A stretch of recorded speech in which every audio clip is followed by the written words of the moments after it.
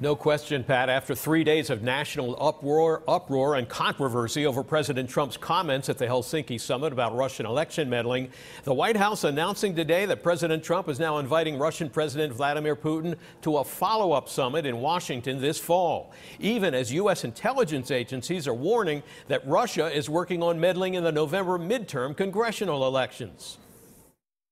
The White House has announced on Twitter that Vladimir Putin is coming to the White House in the fall. Say that again? Director of National Intelligence Chief Dan Coats may be laughing, but for the intelligence community, this is no laughing matter. Okay. Yeah.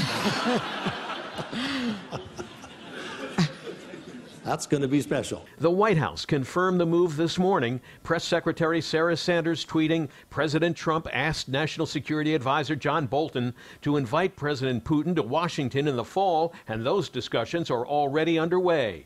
Mr. Trump hinted at this early this morning, writing, I look forward to our second meeting so we can start implementing some of the many things discussed, including stopping terrorism, security for Israel, nuclear proliferation, cyber attacks, trade, Ukraine, Middle East peace, North Korea, and more.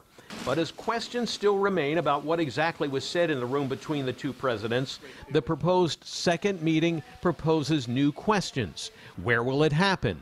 Will it happen before or after the midterm elections, which the intelligence community believes Russia is already trying to influence? It's undeniable that the Russians are taking the lead on this. Basically, they are the ones that are trying to undermine our basic values, divide us with our allies.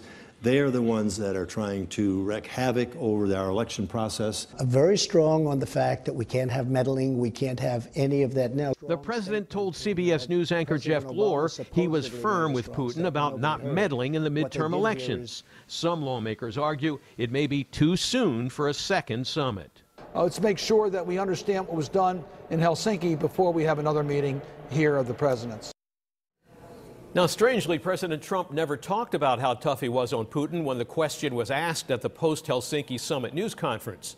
Instead, the president waited until he got home and all heck was breaking loose about his Helsinki comments before he changed his tune. And Jeff, now an invitation out there for round two.